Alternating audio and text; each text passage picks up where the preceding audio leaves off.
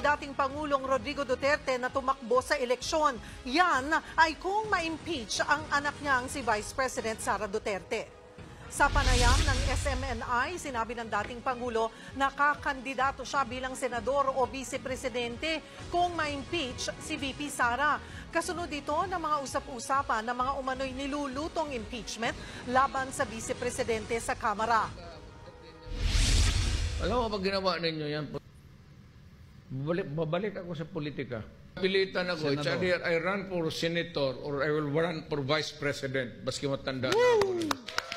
Kung si Inday ang mga presidente, okay lang. When I begin to talk, election na pa, just around the corner, talagang magkababoyan tayo. I do not lose anything. I'm retired. Nauna nang sinabi ni Pangulong Bongbong Marcos na hindi deserve ni VP Sara na ma-impeach.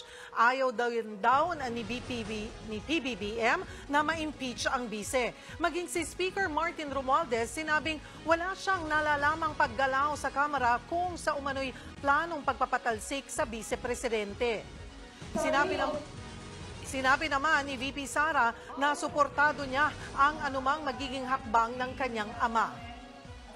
Kung ano man yung mga desisyon namin ng mga anak regarding sa politika, buo din yung suporta ng pamilya sa amin. Ganun din ang suporta namin sa desisyon ni Pangulong Duterte.